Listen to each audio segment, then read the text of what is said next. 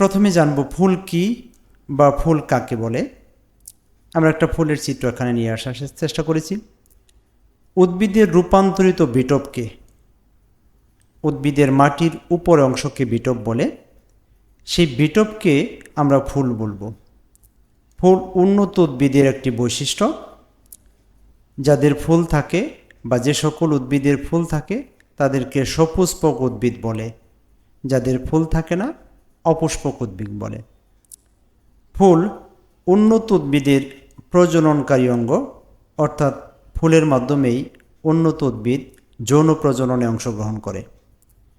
যাই হোক, আমরা ফুল কি বা ফুল কাকে বলে যদি আসে আমরা এখান থেকে উত্তর দিতে পারবো আশা করি।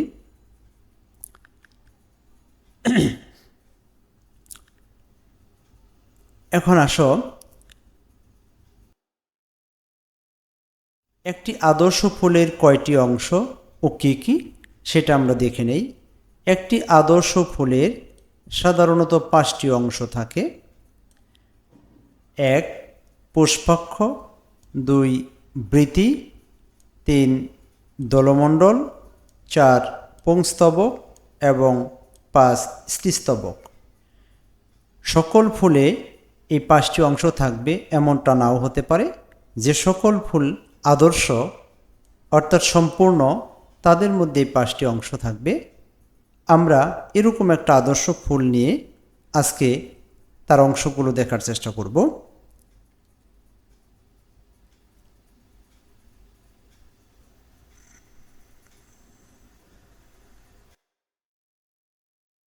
দেখো, একটি আদর্শ ফুলের 5টি অংশকে আমরা দেখার চেষ্টা করছি। সবচেয়ে ইম্পর্টেন্ট আমরা বাইরের দিক থেকে বুঝবো। আমরা এই 4টি অংশকে আমরা বেশি ভালো করে বোঝার চেষ্টা করব। 1 2 3 এবং 4। বাইরের দিক থেকে প্রথম যে অংশটা সেটাকে বলবো আমরা বৃতি। এই বৃতি, এই অংশটাকে বলবো আমি বৃতি, এই হচ্ছে বৃতি। আর এই যে লাল যে অংশটা বিভিন্ন রঙিন কালারের হয় সাধারণত, সেটাকে বলবো আমরা দলমণ্ডল। দলমণ্ডলের প্রত্যেকটা অংশকে পাপড়ি বলে বা দলাংশ বলে। আর এটাকে বলবো আমরা পুংস্তবক। এই যে এখানে দেখো, এই একটা আর এই একটা, এটাকে বলবো আমরা পুংস্তবক। এর অংশকে বলা হয় পুংকেশর। আর দেখো, আমরা যদি এটাকে দেখার চেষ্টা করি, দেখো এখান থেকে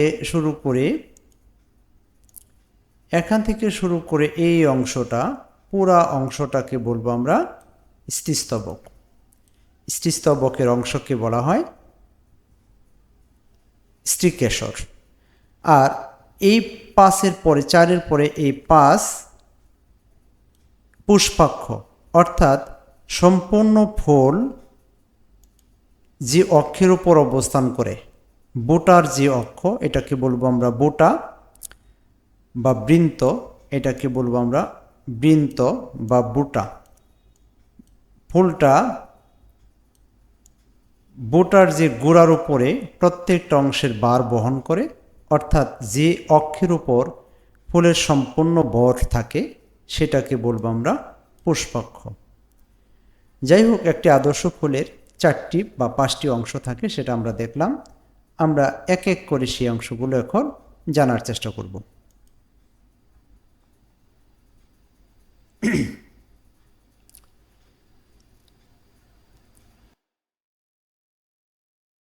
দেখো, বৃতির গঠন, অর্থাৎ বাইরের দিক থেকে বৃতিকে আমরা 1 নম্বর মনে করছি। সেই বৃতি দেখতে কেমন, তার গঠনটাই বা কেমন হবে, এই অংশটা হচ্ছে বৃতি। আমরা এই যে এই অংশটাকে বলবো আমরা বৃতি, এটাকে বলবো আমরা বৃতি।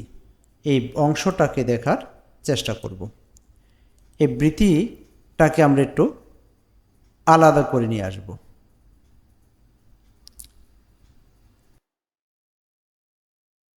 দেখো, এই বৃতিটাকে যদি আমরা একটু বড় করে দেখি, এখান থেকে যদি নিয়ে আসি, তাহলে এটা হচ্ছে বৃতি। বৃতি সাধারণত সবুজ বর্ণের হয়। বৃতি কি বর্ণের হবে? সবুজ বর্ণের হয়। আর বৃতির মধ্যে বৃতির অংশকে বলা হয় বৃত্তংশ। প্রিয় শিক্ষার্থীরা, তোমাদের এই অংশটা এমসিকিউতে আসে। বৃতির অংশকে বলা হয় বৃত্তংশ। মজার ব্যাপার হলো, পৃথিবীতে অধিকাংশ উদ্ভিদের বৃত্তংশগুলা বিজোড় সংখ্যক হয়। ম্যাক্সিমাম এই বৃত্তংশগুলা বিজোড় হয়, এই বিজোড় সংখ্যক হয়। এখানে যদি আমরা একটু দেখানোর চেষ্টা করি, এটা 1, এটা 2, এটা 3। যাই হোক, এই 3টাকে বলবো আমরা বৃত্তংশ, একত্রে বলবো আমরা বৃতি। বৃতি যুক্তও হতে পারে, আবার বিযুক্তও হতে পারে। যাই হোক, যদি সবগুলা বৃতি যদি গোড়া দিয়ে যুক্ত থাকে তাকে বলা হয় যুক্ত বৃতি। আর যদি সেপারেট থাকে, এরকম সেপারেট থাকে, তাকে বলা হয়, এটা যদি এরকম যদি লাগানো থাকে, এরকম থাকলে এটাকে বলবো আমরা যুক্ত বৃতি। আর যদি আলাদা আলাদা থাকে, সেপারেট, এটা একটা, এরকম একটা, এরকম একটা, তখন তাদেরকে বলবো আমরা বিযুক্ত, অর্থাৎ যুক্ত নয়। তাহলে বৃতি যুক্ত হবে কি বিযুক্ত হবে, দুই রকমের হতে পারে। বৃতির কিছু বৈশিষ্ট্য আছে, যেমন বাইরের দিক থেকে এটা প্রথম স্তবক হবে, সাধারণত সবুজ বর্ণের হয়, ফুলের সাহায্যকারী স্তবক। অর্থাৎ ফুলের স্তবকগুলোকে আমরা দুই ভাগে ভাগ করি, এটা হচ্ছে সাহায্যকারী স্তবক। যুক্ত বা বিযুক্ত হতে পারে। প্রতিকূল পরিবেশে ফুলকে রক্ষা করাই এই বৃতির প্রধান কাজ। তাহলে আমরা কি মনে রাখবো? বাইরের দিক থেকে প্রথম স্তবক সবুজ হয়, আর সবুজ হলে সে খাদ্য তৈরি করতে পারে। আমরা জানি উদ্ভিদের কোনো অঙ্গ যদি সবুজ হয় তার মধ্যে ক্লোরোপ্লাস্ট থাকে, ক্লোরোপ্লাস্ট থাকলে সে ক্লোরোফিলের মাধ্যমে খাদ্য তৈরি করতে পারে। যাই হোক, এই বৃতি সম্পর্কে বৈশিষ্ট্যগুলো জানার চেষ্টা করব। বৃতির পরে দল সম্পর্কে জানার চেষ্টা করি। এখানে যে দলটা ছিল রেড কালারের, সেটাকে আমরা একটু আলাদা করে একটু বড় করে নিয়ে আসলাম। প্রিয় শিক্ষার্থীরা, এই দলটা কিন্তু এরকম থাকে, এখানে সবগুলো একত্রে থাকতে পারে। এই যাই হোক, এটাকে বলবো আমরা দল বা দলাংশ। দলের অংশকে কি বলা হয়?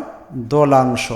আমরা যদি বলাই এভাবে বাংলায় বলি দলাংশ, আবার এটাকে আমরা পাপড়িও বলতে পারি।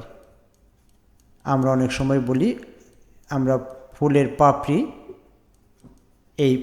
এই পাপড়িগুলা হচ্ছে গিয়া সবগুলা পাপড়িকে একত্রে বলবো দলমণ্ডল। যাই হোক, বৃতির মতো এই দলমণ্ডলও সাধারণত বিভিন্ন রঙিন হয় পরাগায়নের সাহায্য করে। আমরা সেটাকে একটু দেখার চেষ্টা করলাম। এখন আসো, এই দলমণ্ডলের আরও কিছু বৈশিষ্ট্য আমরা দেখে নেই।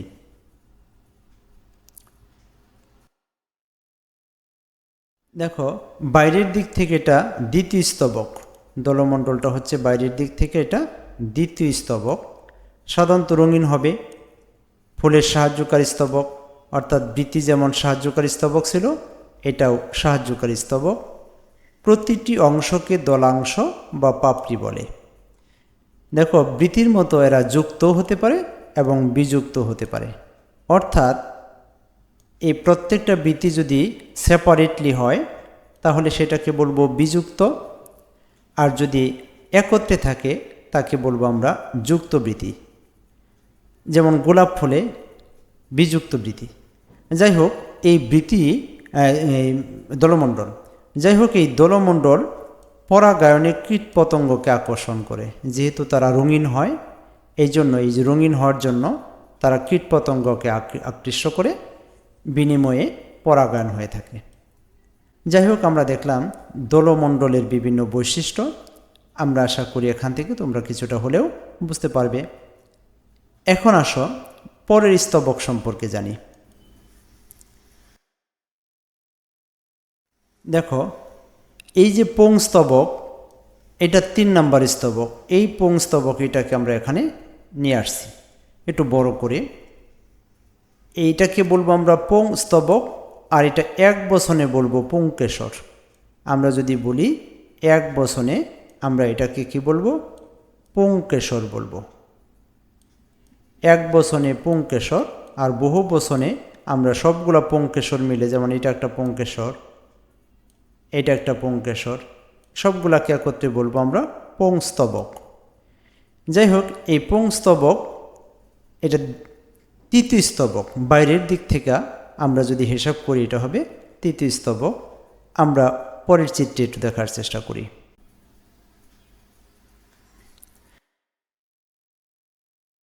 দেখো, এটা বাইরের দিক থেকে তৃতীয় স্তবক।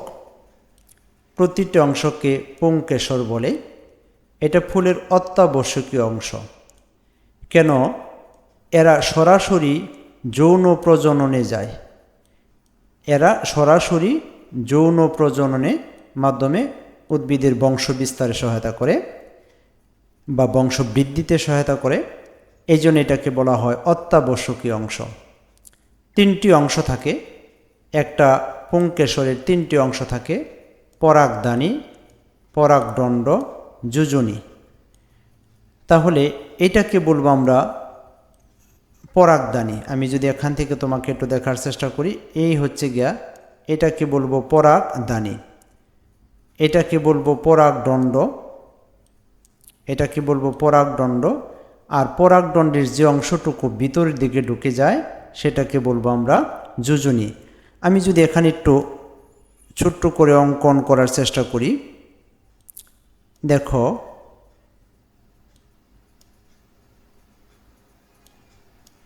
এই, তাহলে দেখো এটাকে বলবো পরাগদানি, এটাকে বলবো পরাগদণ্ড, এবং যে অংশটা ভিতরের দিকে পরাগদানির ভিতরে ঢুকে তাকে বলা হয় যোজনী। অর্থাৎ একটি পুংকেশরের তিনটি অংশ থাকে, সেটা আমরা দেখার চেষ্টা করলাম। তাহলে একটা পুংকেশরের তিনটি অংশ, আমরা এটা মনে রাখার চেষ্টা করব। আমাদের চিত্রও শিখতে হবে। চিত্রটা যদি ভালো করে অঙ্কন করতে পারি তাহলে এখান থেকে ভালো একটা নাম্বার তোমরা আশা করতেই পারো। আমি যদি এখান থেকে তোমাদের একটু দেখাই যে আমরা একটা চিত্র আমরা অঙ্কন করব কিভাবে। আমরা যদি এরকম করে এটাকে যোজনী মনে করব আমরা, এই, তাহলে এটা হচ্ছে পরাগদানি, এটাকে বলবো পরাগদানি, এটা হচ্ছে পরাগদানি, এটা পরাগদণ্ড, আরটা হচ্ছে গিয়া এই যে চিকন অংশকে বলবো আমরা যোজনী, অর্থাৎ 3 নম্বর অংশ। এটাকে পরাগদানি 1 নাম্বার, এটাকে 2 নাম্বার। যাই হোক, আশা করি পরাগরেণু সম্পর্কে। একটা ফুলের মধ্যে অসংখ্য হাজার হাজার লাখ লাখ পরাগ, এই পুংকেশর থাকতে পারে। আর এই পরাগধানীতে, এই পরাগধানী অর্থাৎ এই যে এই পরাগধানীর মধ্যে পরাগরেণু উৎপন্ন হয়। এই যে পরাগধানীতে পরাগরেণু উৎপন্ন হয়। এটা আমরা পরে যখন পুংগেমেটোফাইট পড়ব তখন তোমরা জানতে পারবে।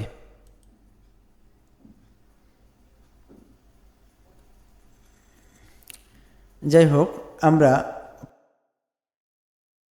পরের অংশটা দেখি, স্ত্রীস্তবকের গঠন ও বৈশিষ্ট্য। আমরা একটা স্ত্রীস্তবক এখানে নিয়ে আসছি। এই ভিতরের অংশটাকে আমরা যদি একটু বড় করে দেখি, স্ত্রীস্তবকের অংশকে স্ত্রীস্তবক বহুবচনে আর এক বচনে আমরা বলবো স্ত্রীকেশর। যদিও এই শব্দটি খুব একটা বেশি ব্যবহার আমরা করি না। যাই হোক, তারপর আমরা দেখলাম এটা সবচেয়ে ইম্পর্টেন্ট, একটি ফুলের সবচেয়ে গুরুত্বপূর্ণ অংশ হচ্ছে গিয়ে এই স্ত্রীস্তবক।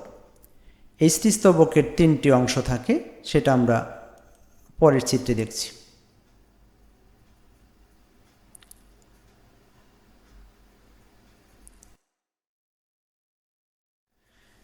দেখো, একটি স্ত্রীস্তবকের সাধারণত 3টি অংশ।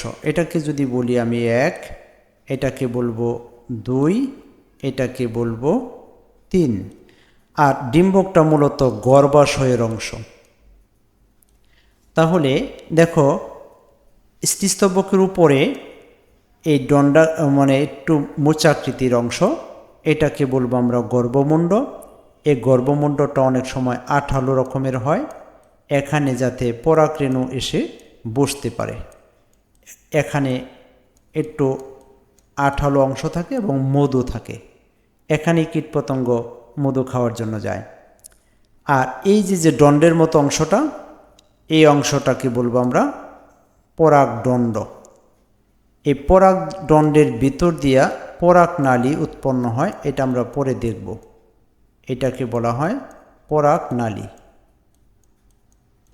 এই পরাগদণ্ডের ভিতর দিয়া নালী থাকে, পরাগদণ্ডের ভিতর দিয়া নালী উৎপন্ন হয়, এটা আমরা মনে পরে জানার চেষ্টা করব। আর নিচের দিকে যে এই যে ফোলা অংশটা, এই পুরো অংশটাকে বলবো আমরা ডিম্বাশয়, আমরা কখনো বলি গর্ভাশয়। আর এটার ভিতরে যে অংশটা থাকে এখানে, এই অংশটাকে বলবো আমরা ডিম্বক। পরবর্তীতে এই গর্ভাশয়টা হয়ে যায় ফল, যখন নিষেক হয়, আর এই ডিম্বকটা হয়ে যাবে তখন বীজ।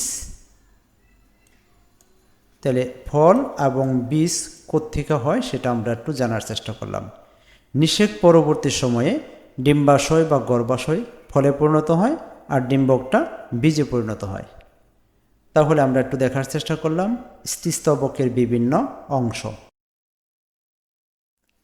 আমরা আগেই একটু আলোচনা করেছিলাম যে স্ত্রীস্তবকের কি কি জিনিস আমরা দেখো। এটা চতুর্থ স্তবক এবং সবচেয়ে গুরুত্বপূর্ণ স্তবক। প্রতিটি অংশকে স্ত্রীকেশর বলে। ফুলের অত্যাবশ্যকীয় অংশ তিনটি অংশ থাকে। এটা গর্ভমুণ্ড, এই অংশটাকে বলবো আমরা গর্ভমুণ্ড। গর্ভদণ্ড, এই অংশটাকে বলবো আমরা গর্ভদণ্ড। ডিম্বাশয়, এই অংশটাকে বলবো আমরা ডিম্বাশয়। ডিম্বাশয়ের ভিতরে ডিম্বাণু বা স্ত্রী জনন কোষ উৎপন্ন হয় এবং সেই ডিম্বাণু থেকে পরবর্তীতে নতুন একটি গাছের জন্ম হয়। যাই হোক, আমরা স্ত্রীস্তবকের গঠন এবং বৈশিষ্ট্য সম্পর্কে জানার চেষ্টা করলাম।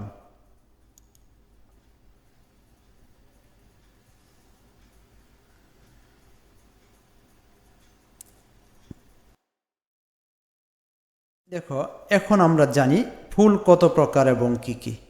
যেহেতু ফুল নিয়ে পড়তেছি, ফুল কত রকমের হতে পারে তার এখান থেকে তোমাদের এমসিকিউ প্রশ্ন আসে, সেই অংশটুকু একটু জানার চেষ্টা করি। এই ফুলকে কয়েকটি বেসিস বা ভিত্তির উপর ভাগ করা যায়। ফুলের প্রকারভেদ: স্তবকের উপর ভিত্তি করে ফুল দুই প্রকার, বৃন্ত বা বোটার উপর ভিত্তি করে ফুল দুই প্রকার, লিঙ্গের উপর ভিত্তি করেও ফুল সত্যিকার তিন প্রকার নয়, এটা দুই প্রকারও বলা যায়, তিন প্রকারও বলা যায়। এবং এক লিঙ্গিক ফুল, অর্থাৎ এখান থেকে আমরা যে এটা পাবো সেটাকে বলবো আমরা দুই প্রকার। আমরা একটু দেখব, প্লাস এখান থেকে খুব একটা বড় প্রশ্ন আসে না, তারপরেও যেহেতু ফুল পড়ছি আমরা ডিটেলস জানার চেষ্টা করি। দেখো, স্তবকের উপর ভিত্তি করে ফুল দুই প্রকার, সম্পূর্ণ ফুল এবং অসম্পূর্ণ ফুল। বৃন্তের উপর ভিত্তি করে বৃন্ত বা বোটা, বোটার উপর ভিত্তি করে এদেরকে দুই ভাগে ভাগ করা যায়। স্ব অর্থ আছে, আছে, স্ব অর্থ কি আছে, অর্থাৎ কি আছে, বোটা, এদের বোটা আছে। আর অ অর্থ নাই, অর্থ নাই, কি নাই, বোটা নাই। তাহলে যাদের বোটা আছে তাদেরকে বলবো সবৃন্তক ফুল। যেমন এই যে দেখো, এটা একটা বোটা, লাউয়ের একটা বোটা থাকে, এটাকে বলবো সবৃন্তক ফুল। এবং হাতিসুর যে ফুল, এই হাতিসুর ফুলের কোনো বোটা থাকে না। দেখো, এখান থেকে শুরু করে দেখতে অনেকটা হাতিসুরের মতো, এই জন্য এদেরকে বলা হয় হাতিসুর ফুল। এদের কোনো বোটা থাকে না, এটা আমাদের একটু মনে রাখতে হবে এমসিকিউর জন্য। সম্পূর্ণ ফুল হচ্ছে, দেখো, সম্পূর্ণ ফুল হচ্ছে তার প্রত্যেকটি অংশ থাকবে, অর্থাৎ 5টি স্তবক থাকবে। এখানে 5টি থাকবে না, 1টি অথবা 2টি অথবা 3টি কম থাকবে অথবা অনুপস্থিত থাকবে, সেই ক্ষেত্রে বলবো এদেরকে অসম্পূর্ণ ফুল। এই সম্পূর্ণ ফুলের আরেক নাম হচ্ছে আদর্শ ফুল, অর্থাৎ এই ফুলের মধ্যে 5টি অংশ আছে। এর জবা ফুলের মধ্যে 5টি অংশ আছে, এই জন্যই জবাকে বলবো আমরা সম্পূর্ণ ফুল। আর এটা অসম্পূর্ণ ফুল কেন? লাউ, দেখো যে ফুল থেকে লাউ হয় সেটা হচ্ছে স্ত্রী ফুল। স্ত্রী ফুলের মধ্যে পুংস্তবক থাকে না, সুতরাং এটা একটা অসম্পূর্ণ ফুল। আশা করি তোমরা এখান থেকে বুঝতে পারছো। তাহলে জবা একটি সম্পূর্ণ ফুল কেন? তার মধ্যে প্রত্যেকটি অংশ আছে, এটাকে আদর্শ ফুলও বলা যায়। আর লাউ একটি অসম্পূর্ণ ফুল কেন?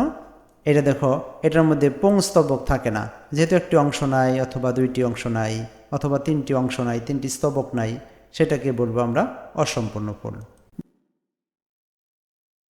এখন আসো, লিঙ্গের উপর ভিত্তি করে ফুলকে আমরা 2 ভাগে ভাগ করতে পারি।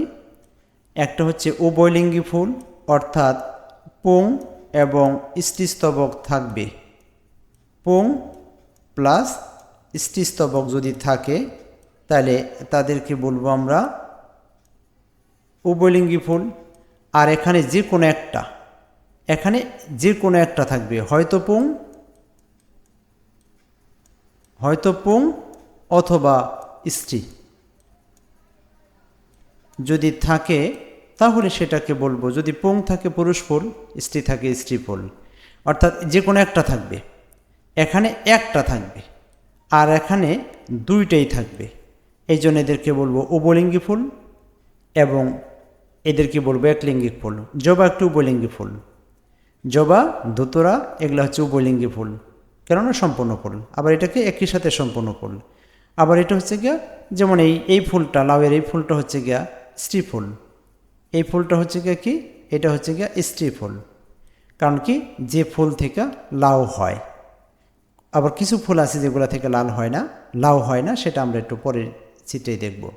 তাহলে লিঙ্গের উপর ভিত্তি করে ফুলকে আমরা 2 ভাগে ভাগ করতে পারি। এখন একলিঙ্গিক ফুল 2 প্রকার। যেমন যে ফুলের মধ্যে স্ত্রীস্তবক থাকে তাকে বলবো আমরা যেমন স্ত্রী ফুল।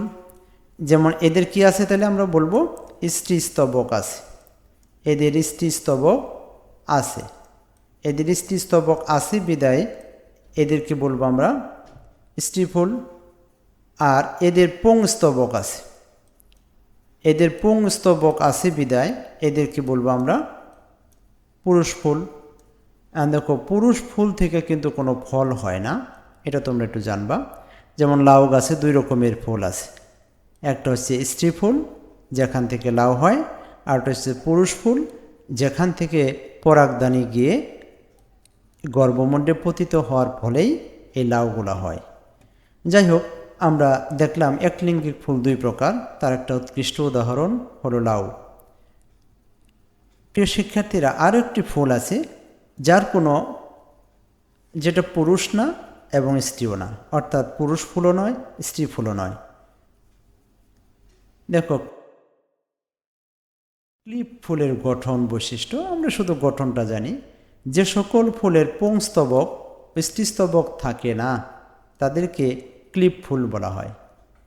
অধিকাংশ সৌন্দর্য বর্ধনকারী ফুল হচ্ছে, উদ্ভিদ যে আছে তাদের যে ফুলগুলো হচ্ছে এটা ক্লিপ ফুল, অর্থাৎ এই সমস্ত ফুল যৌন প্রজননে যাইতে পারে না। যাই হোক, এরকম কিছু ফুলও আছে, তার মধ্যে খুব নামকরা একটা ফুল আমরা দেখি।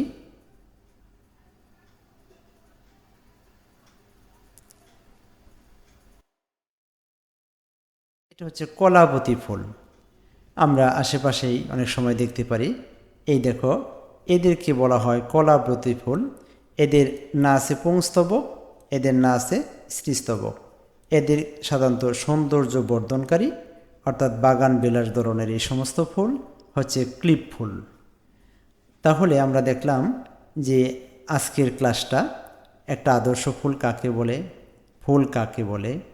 ফুলের কয়টি অংশ, সেই ফুলের অংশগুলোর গঠন এবং তাদের বৈশিষ্ট্য একটু হলেও দেখার চেষ্টা করলাম, কিছুটা চিত্র দেখানোর চেষ্টা করলাম। যদি ক্লাসটি তোমাদের উপকারে লাগে আমার ক্লাসটি সাবস্ক্রাইব, লাইক এবং শেয়ার করার জন্য অনুরোধ রইল। আমার ফেসবুক পেজ এবং ইউটিউব চ্যানেলেও ক্লাসটি যাবে। আমি তোমাদেরকে যথেষ্ট সাপোর্ট করার জন্য তোমাদেরকে প্রতি অনুরোধ করব। যাই হোক, আজকের ক্লাসটা একদম শেষ পর্যন্ত চলে আসছি। যদি ক্লাসটি ভালো লাগে তাহলে লাইক এবং শেয়ার করবে, সাবস্ক্রাইব করবে চ্যানেল। এই প্রত্যাশা রেখে আজকে এখানে শেষ করব। তোমরা সবাই ভালো থেকো। আল্লাহ হাফেজ। আসসালামু আলাইকুম।